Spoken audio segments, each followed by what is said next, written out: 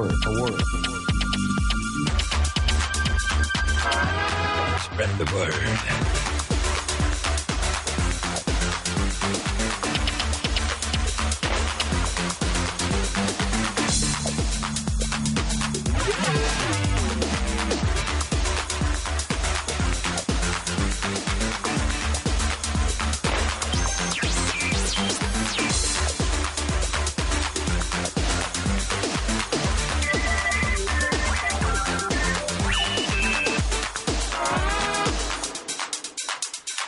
The word.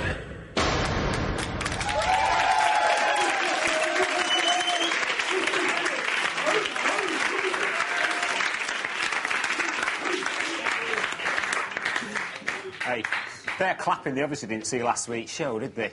Hey, welcome to week 2 of The Word. The weekend starts here. I know it's not original, but tonight's show is a bit of a minor epic. We've got an exclusive interview with living legend and godfather of soul, James Brown, giving us British TV's first interview since he's been in jail. Everybody's got a sample. Everybody's going to sample my stuff. Everybody uses my chord changes today. You know, they don't use the major chords. They use the James Brown chords. Thank God for that. You know. And from a man who's locked up to a bunch who ought to be, the guys next door, the 90s answer to the Monkees. Don't tell your parents this, but the guys next door are on the air. Up top, boys. Yeah!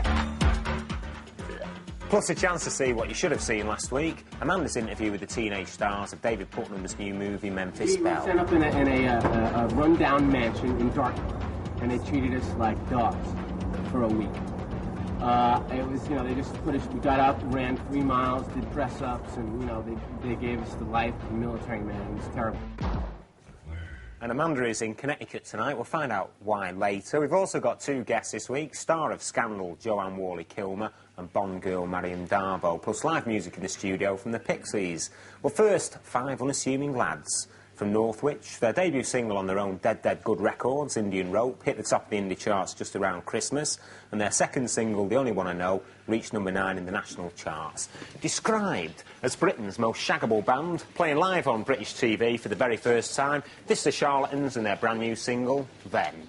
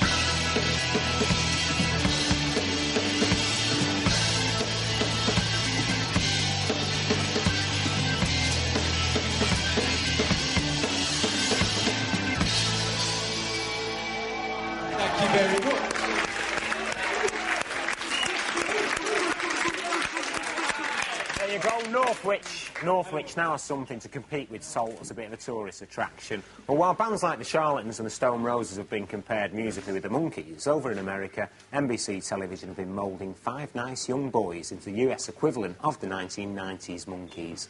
The Guys Next Door are zit-free adolescents, a kind of supergroup ready-made for TV. Well, I caught up with them in Los Angeles, where they were secretly filming their series for American networks Saturday morning TV.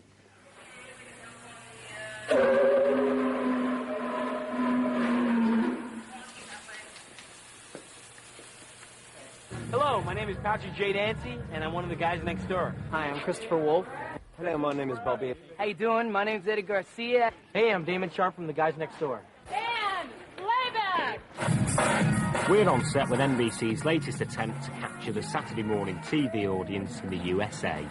Mr. Brandon Tartikoff, the president of NBC, came to Vince Manzi, a personal friend of mine, and said something about his daughter loved new kids and has, all their records and stuff.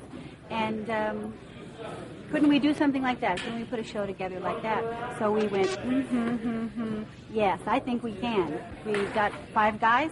We bought a bunch of sets. We wrote some material. We pushed them in front.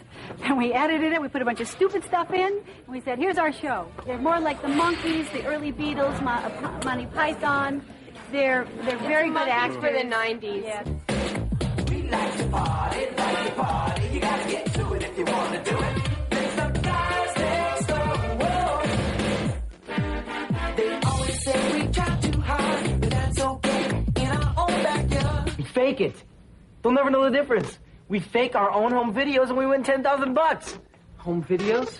They're stupid. This is not just a primetime TV show. NBC aimed to launch the Guys Next Door as a chart-topping singles band, and the videos come ready-made as part of the programme. It's actually one big money-spinning package. Do you not think it's a bit contrived, though, to have, like, I don't know, one, like, Hispanic kid, one, nice blonde, blue-eyed American guy, Well, we try not to think that way. I mean, I guess, we all had a certain look that they all liked, and here we are. We don't look at it that way. I think together we have a great chemistry.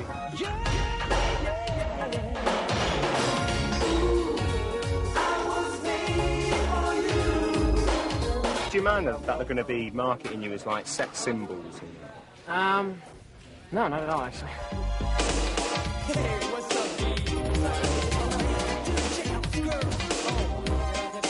Our skits are funny. We do different things. We have one called the Pizza Hero, which is not like Superman, but he's called the Pizza Hero. He's Pizza Guy. Yes, Pizza Guy, a superhero who delivers action-packed adventure and excitement. He's fast, he's savvy, and he's at the scene of a crime in less than 15 minutes or the crooks go free. He's out there dishing up justice to enemies of the law. He's America's hottest new crime-fighting machine, and he's after crooks with an appetite for mischief. You're finished, Caesar salad. And so is your band of motley croutons. Come on, Pizza Guy. Show us your hot topping. Yeah. Yeah, what up, homie? Let's toss them, boss. You ordered it. I mean, the show's supposed to be like a comedy, and I know that you like the British show, The Young Ones. Is it kind of like that? It's a little like that. It's not so far out of comedy. It's more of like a Saturday Night Live kind of a comedy.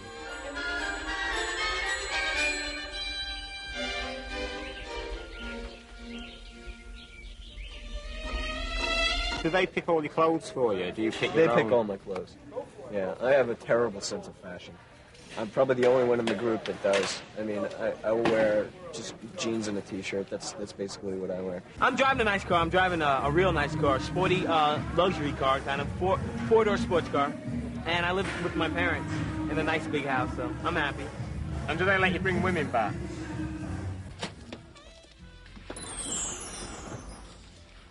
Hi, Damon. Hi, Jennifer. You look incredible today. I do? And I love what you're wearing. Yeah, I found it on the floor of my closet. Damon, you're so funny. Be careful. What? You'll steal my heart away. And what do you think will be the appeal of the Guys Next Door?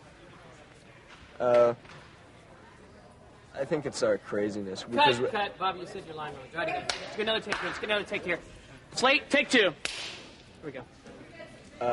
More feeling, Bobby, more feeling! I think it's our craziness, you know? I think it's the fact that we're just wild. Perfect, print it! What happens if the guys next door end up falling out and, like, a couple of them want to move out? We menudo We them. menudo them. They're out. We get new guys. Don't tell your parents this, but The guys next door are on the air! up top, boys. Right? Yes. We're the guys. We're the guys next door.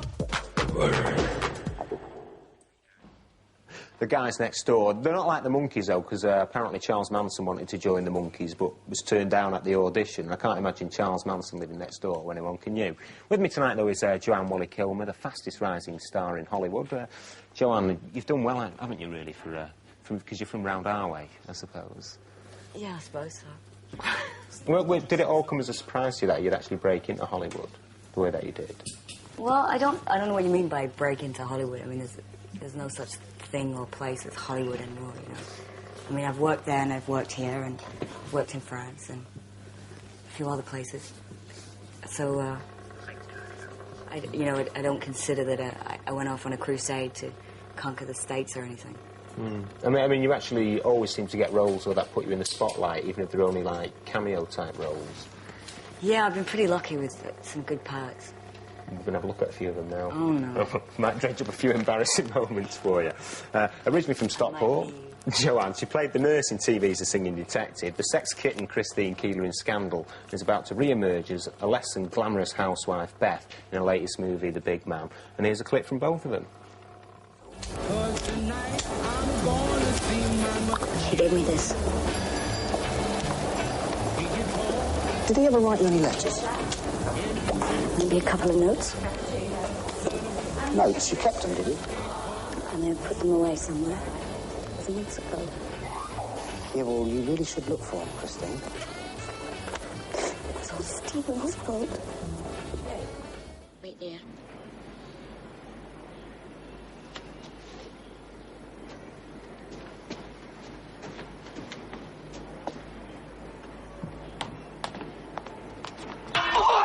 What was that for? Get your ass out of my front yard. Go on! Jesus Christ!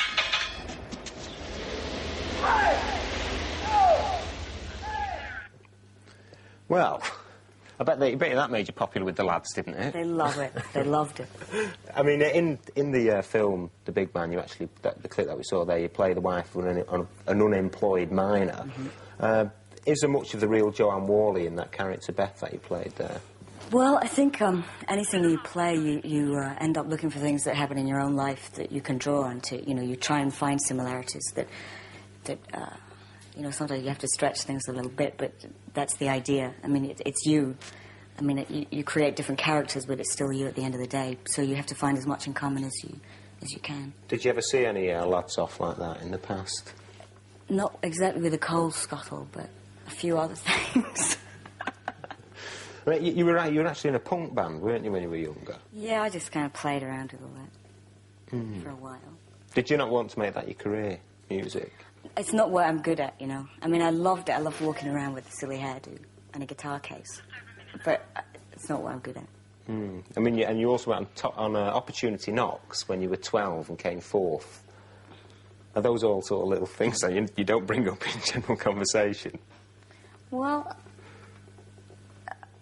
I mean, do you talk about things you did when you were 12 or 4 or whatever? And that's the last time I did anything interesting, to be quite honest with you. Well, you talk about what you're currently interested in, usually, I find. Now, you did quite a convincing Scottish accent in The Big Man, and they say that you can do, like, loads of different accents, but can you still do a Mancunian accent? If I tried very hard, I could. Well, would you have to try really hard? Well, I think I'm one of those people that, you know, wherever you end up being, you kind of take on the accent. So if you're in Birmingham, say, or if you're in Scotland, that's what you have to do for that. So, you know, I think it's... Some people do and some people don't. I don't think it necessarily makes you a better actor if you can do accents. I mean, it's just like... You go into any pub and you can find some guy who's good at doing imitations or is a good mimic, you know, but... I don't think it's necessarily a qualification for being an actor. Do you actually still go back to Stockport from time to time? No, I haven't been there for about 6 years. 7 years. Have things changed a lot for you? Because, I mean, your husband, Val, I mean, you get some stick in Stockport, wouldn't you, for being married to a bloke called Val? I don't know. Maybe. Has he never been there? He's never actually visited your hometown? No, we've been here together. In London. OK, we'll look forward to seeing you come back. And you'll have to get up there and do a few clubs, Joanne. Maybe I will. In our constant search for hidden talent round these isles, Les Miserable landed in Cardiff, where a classical music fan did his best to make him laugh. Les Miserable says... Pee-wee from Cardiff, make me laugh. I, Larry, would now like to present to you a piece of classical music entitled The William Tell Overture, by me.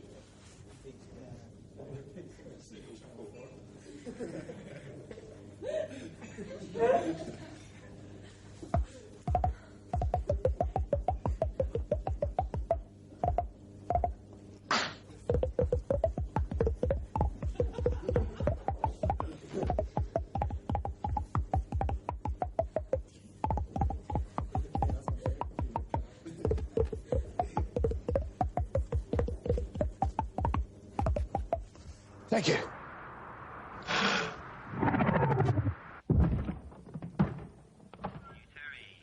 And if you'd like to make Les laugh, write to us, including a telephone number at the word, P.O. Box 972, London, E149TG.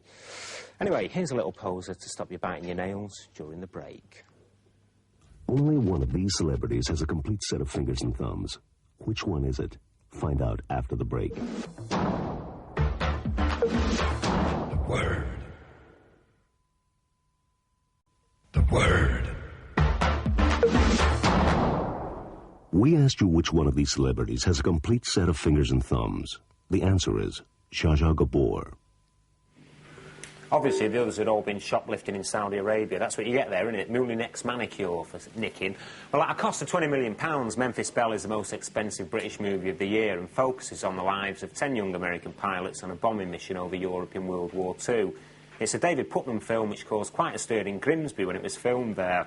Well, last week we left Amanda, thanks to 20th century technology, in the middle of an airfield in Memphis, Tennessee, talking to 3 of the film's stars. Well, all we managed to get at the time was some very fuzzy pictures and some of this. Love Me Tender shampoo. Good, isn't it?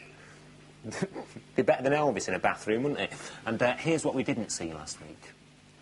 I'm going to be talking to Billy Zane, Tate Donovan and Eric Stoltz because they're in a movie called Memphis Belle, which is the biggest British film this year. The only British film. There you go, the only British film. So, Tate, how much preparing did you have to do for this role? Tons. No, actually, they put us through they gave us a lot to do. You know, Catherine Weiler and David Putnam, they set up boot camp, and they gave us about 90 books to read, and we got to interview real guys. You know, I play a co-pilot, and I interviewed about 5 co-pilots, and it was very exciting. Did you meet any of the guys that were actually in the Memphis Belle originally? Yeah, we met them all. Yes. All the ones that are alive. They were maniacs. they partied more. The original crew of the Memphis Belle partied us under the ground. They're maniacs. Still partying. Which is saying a lot, right? Yeah. So, Billy, your character in the film obviously got called up to fight. Would you go and fight if you had to? Can you relate it? Yeah. I have a hard time protecting the investments of oil companies. I think it's an outdated source of energy. And if this country wants to enter the millennium with a smiling face, I think they should look to alternates. Billy, you're so political. The Memphis Belle was named after, you know, the guy's girlfriend back home. What do you think of the English girls, Billy? Ooh, he's married, you know, he's married. Billy's so married. He can't answer. Get him out of this truck. Take Okay. What do I think of English women? Well, I fell in love with 3. The 4th one, I couldn't, you know. No, they're wonderful. They have a love-hate thing with the Americans. They kind of love that you know we're all sort of wild and blah blah blah. They also can't stand that we're wild. It's an interesting psychological I thing. think they're very different from American women then. Well, you know, I noticed that they talk What's the difference? slightly differently. What's the difference between a British woman and an American woman? I can't answer that question, Amanda. We love Amanda, London. Do you? Look at her. She's such a pretty host for The Word. I thought it was called The World.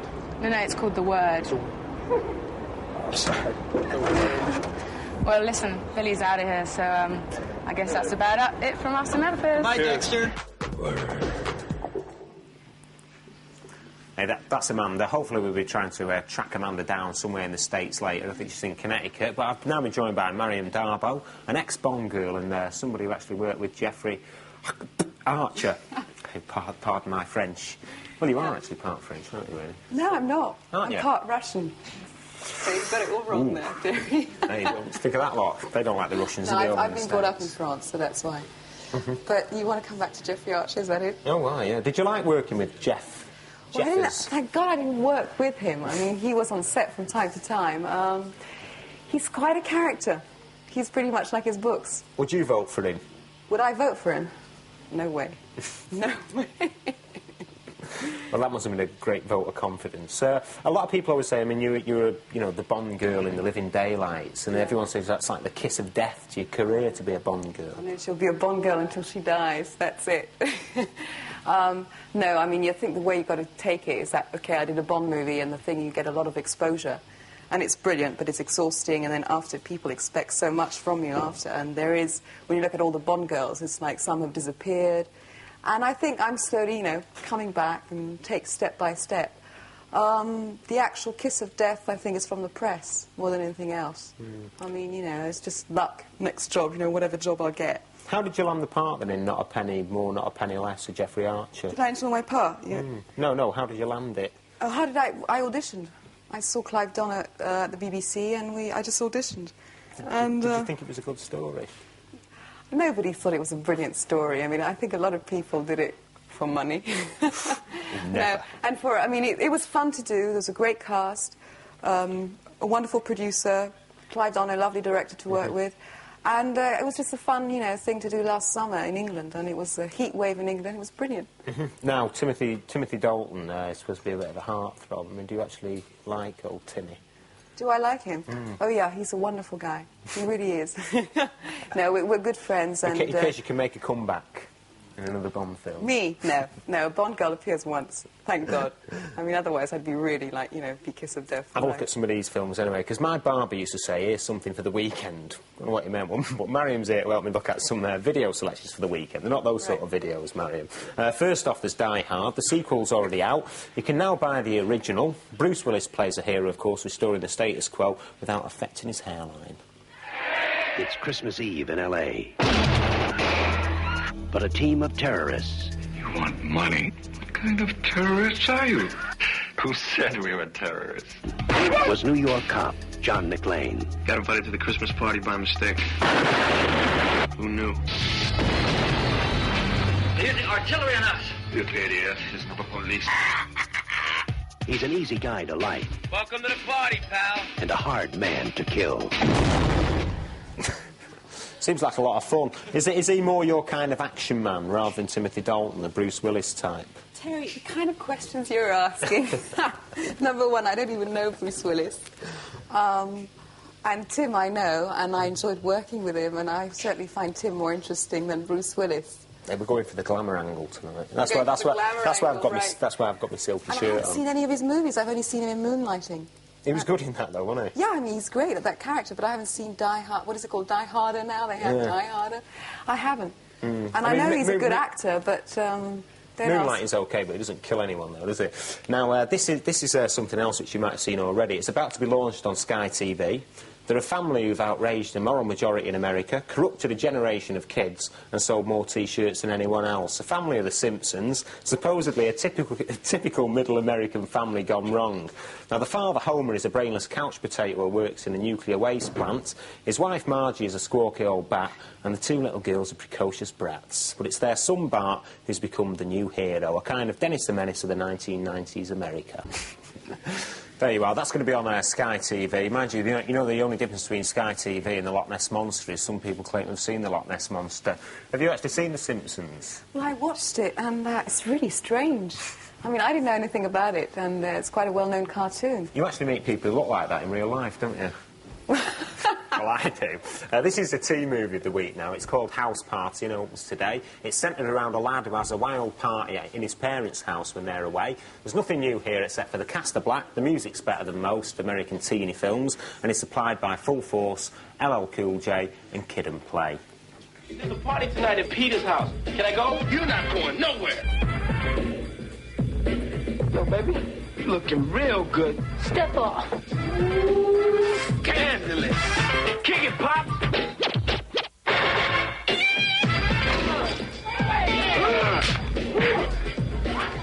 Okay, so where we're on our way to? The house party. You think I am a girl like you just has to have more than one man. Yes, I know, but I can't hang. And girl, and she calls. How much more trouble can I get into? Hey, Eraserhead. He's nicked his haircut off Bart Simpson, hasn't he, that guy? What's the wildest party you've ever had? Oh, my God, wildest party I've ever had. Probably some Hollywood party. Well, Yeah. what kind of thing goes on at them? Not that. Not what I've just seen. Rap. No, I went to this incredible, glamorous Hollywood party where they had about 30 gospel singers and all the stars were there in this incredible house. But no, well, we'll find out more sex, drugs and rock and roll stories off your late. We don't want to know about the gospel singers. Now, if you reckon you can rap, dance or DJ as well as the house party crew, there could be a prize in it for you. We're looking for the best rappers, dancers and DJs for a competition where there's loads of prizes, including the first prize of the weekend rave for two in Amsterdam's Roxy Club. All you've got to do is video or tape your act or just write about it and send it in to us, including your name and address and telephone number. The three finalists will be invited onto the show at the end of September, where Kid and Play themselves would announce the winner live from the USA by satellite. So get organised and get practising. Time now, though, to shake a leg to this week's dance track. #1 in the Word Turn-Ons, featured on the Word page in tomorrow's Guardian. And this week's track has been selected with the assistance of Mix magazine, and it's called Everybody by Wendell Williams. And the Word dancers tonight are joined by some dancing cola cans that we borrowed from Hamleys. The Word cheap.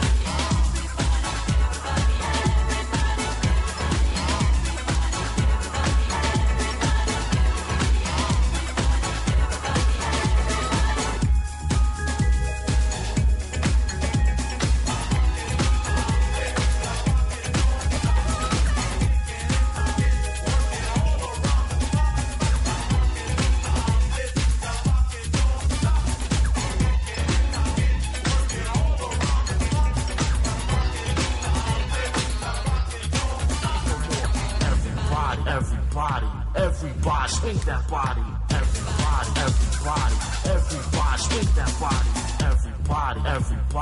Everybody, swing that body. Everybody, swing that body.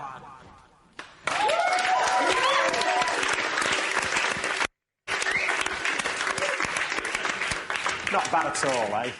Later on, of course, it's just gone 6:30. Or if you're watching the repeat, just gone 1:30 in the morning. And later on we'll be having the Pixies on the programme. But first, the Word exclusive. The first and only TV interview James Brown, the godfather of soul, has done since his imprisonment. Well, just to get you in the mood first, here's a clip of the man himself in action.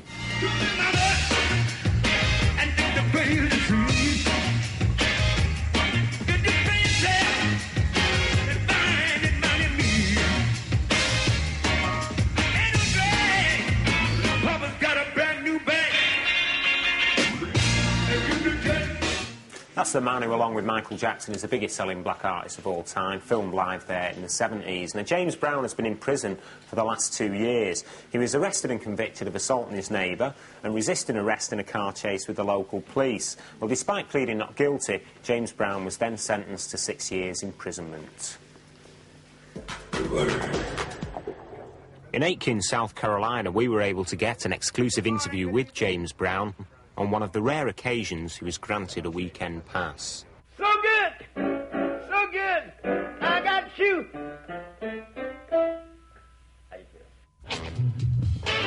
People over in England now think that James Brown is actually free. No, I'm not free.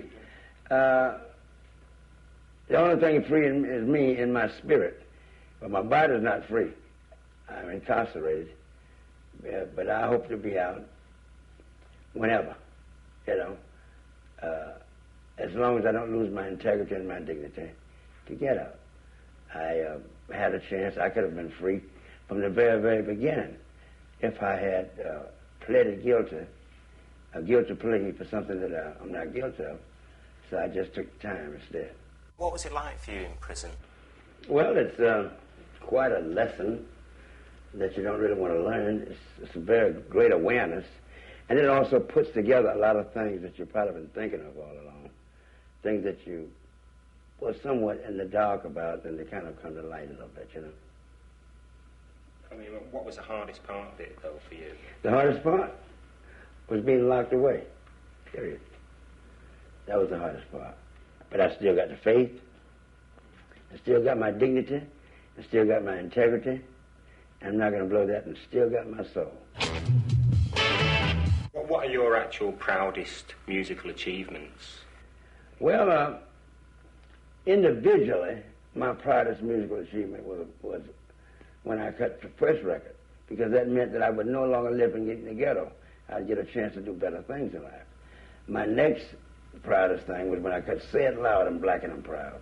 There were people in this country that were ashamed of their color, ashamed of their integrity, and ashamed of their background, ashamed of their own being. Unfortunately, we deal with a lot of things that I don't like to be a part of. I wish there was no prejudice in the world. I wish there was no racism in the world, but I can't stop that.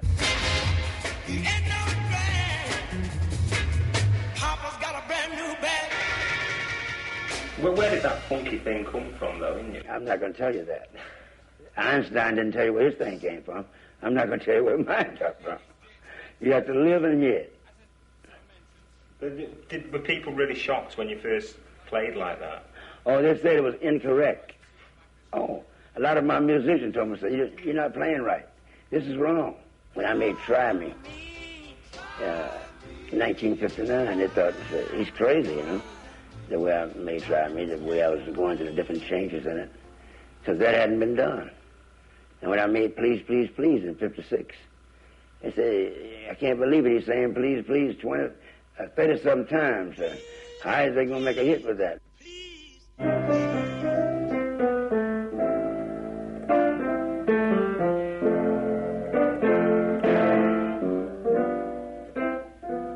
That was totally different from Please, Please. So that's one of the things that kept me around.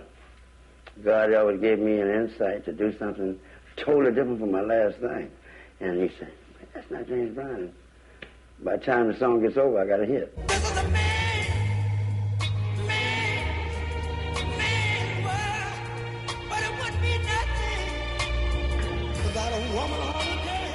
How do you feel about all these hip-hop guys who seem to sample all your music? Well, copying is the greatest form of flattery, and that's respect, and that's love.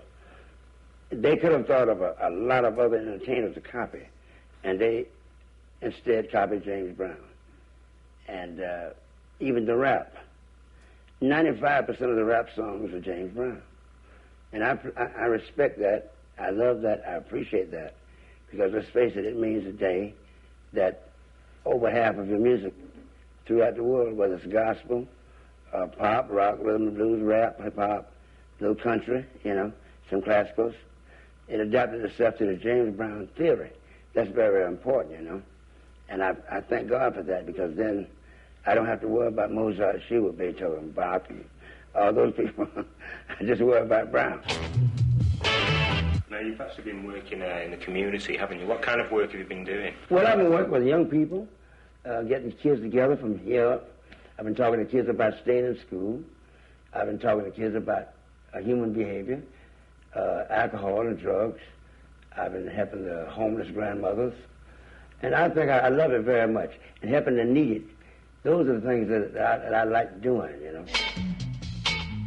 Papa's got a brand new bag. When you make your live comeback, where will it be?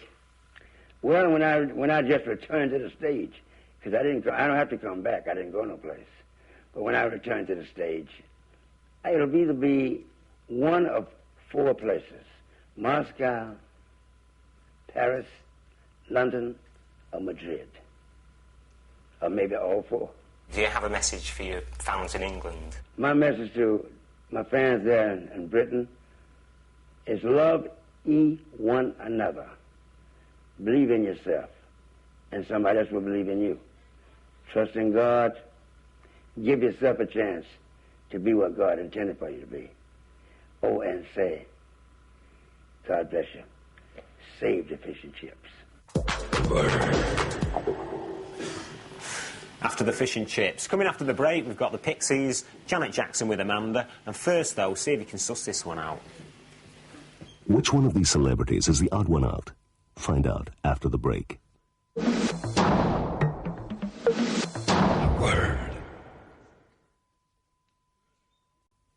word.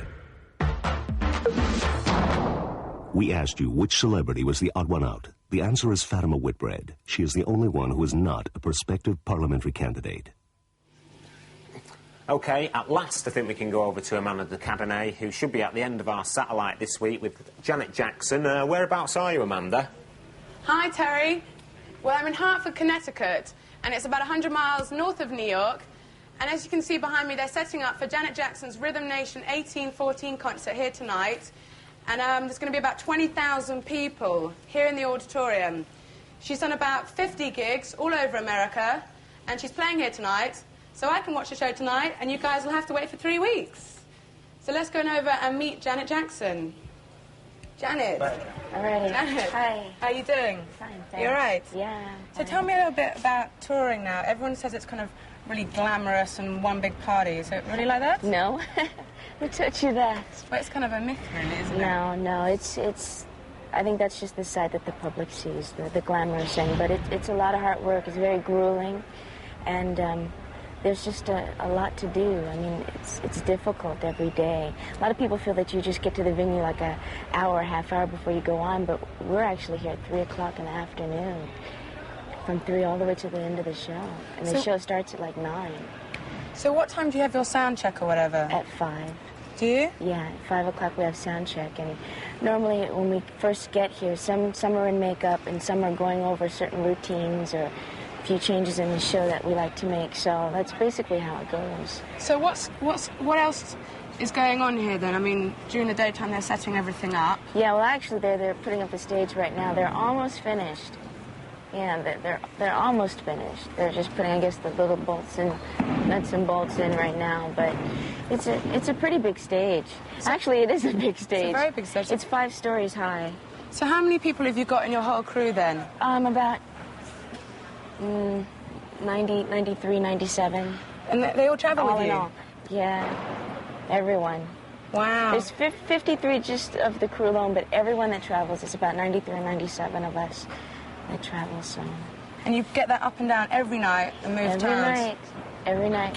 This man is responsible for that. These guys right here. What's his name? Come here, Benny. Come here, Benny. How you doing? I was telling her how you're responsible for these guys getting this up.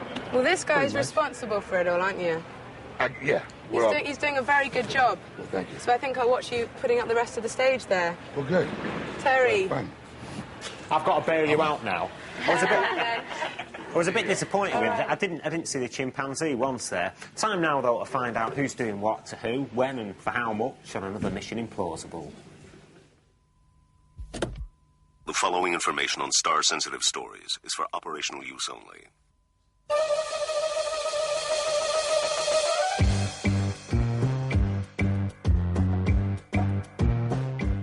This week, the classified are Ferris Bueller, Cher, Bobby De Niro.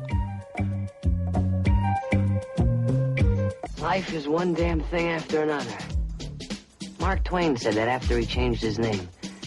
I'm Ferris Bueller, and I've never changed mine. Charlie Schlatter, last seen co-starring with Kylie in The Delinquents, is to play Ferris Bueller in a TV spin-off of the movie. He's already cutting the original Bueller down to size. If I didn't get to chop off Matthew's head, I think, in the first 5 minutes, there would have been some reservations, because who wants to do an impersonation of somebody for 5 years? Now, no movie seems safe from the TV spin-off. Coming soon are TV versions of Parenthood, Look Who's Talking, and even the rebirth of Inspector Clouseau. Poor Cher. She's split with toy boy rocker Richie Sambora. A fan sent her an ear in the post. And now, she faces a kiss-and-tell biography from former husband Sonny Bono, giving a new meaning to their hit, I Got You, Babe.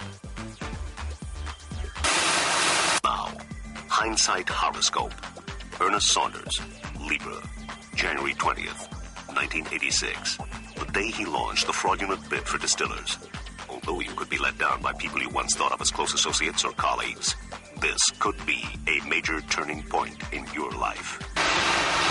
Box office sensation, Arachnophobia, may be renamed when it comes to Britain. Warner Brothers are thinking of calling it Along Came a Spider. Could it be that the old title sounds too like Arachnophobia? Sensitive soap star Tim Busfield got tough recently, demanding a $10,000 a show pay rise. He threatened to quit, but the producers called his bluff. No wonder he looked shirty something. The Weight We Were. Sylvester Stallone, 1990. Sylvester Stallone, 1978. It doesn't take a lot of money to buy a 1970 Ambassador. It just looks like it does. Hey, Ma! Pa! Joe's got a new car! Boy, Joe, let's go. Hey, how do you like this big shot? This is Robert De Niro in one of his first starring roles. A car ad, circa 1970.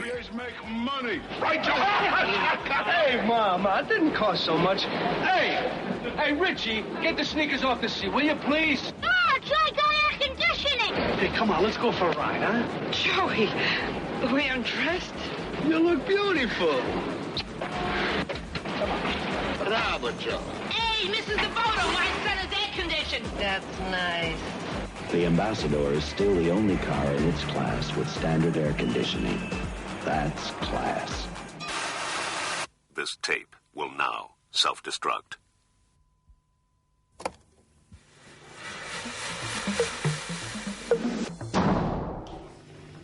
Well, let's hope this programme doesn't self-destruct. Last year, of course, 1989 was one of the best years ever for good album releases. One of the best, certainly by far, was Doolittle by the Pixies, which went in the album charts at number 8.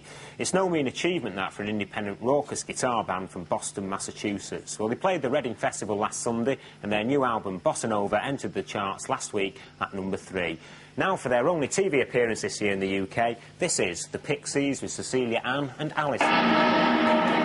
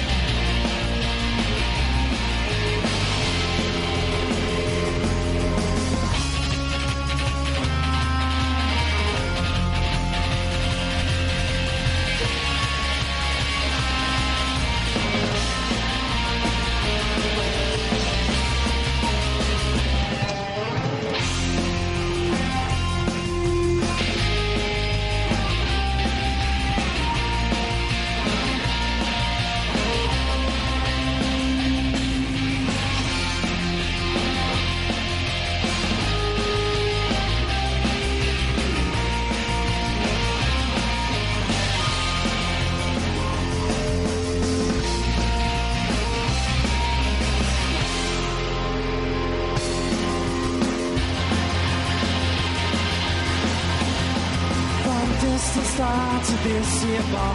From me to you, where are we now? Hooray, the blues of everyone.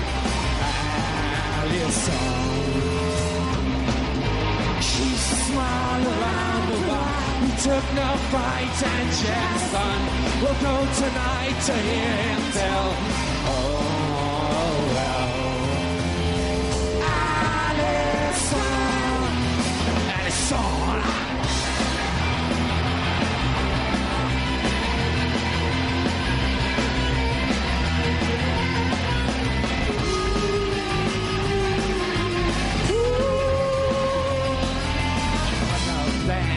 Hit the sun, I saw the face of Alison.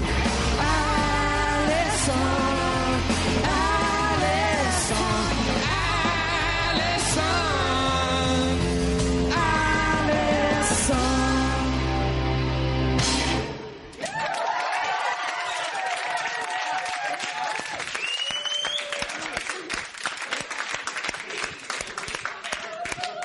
My thanks to the Pixies, and of course, I think Black Francis there now living in LA, which I believe is where you were for a while, weren't you, Mariam? Yeah, I'm going back there.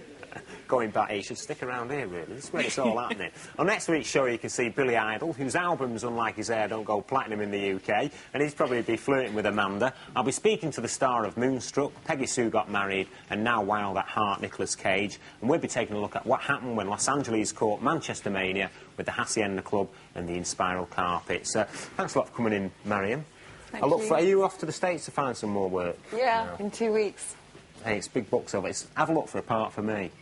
You know, in like 30-something. And give us a ring in 2 years. And Amanda, we're off. Yes, Terry. We're here, and that's about all we've got time for, because I'm going to be going to LA, hopefully next week, to the MTV Awards, and maybe you'll see a little bit more of me from there. So it's goodbye from me and Janet. See you in England real soon. That's it. Hey. Bye. Bye. Thanks a lot. Everyone's going to LA. I'm being deserted. I think they must mean Laura Accrington. Well, to finish off with, we won't see Janet Jackson live in Connecticut because it's only 2 o'clock in the afternoon, but here's a little sneak preview of the Rhythm Nation tour, which arrives here at the end of September. See you next week. Until then, ta-ra.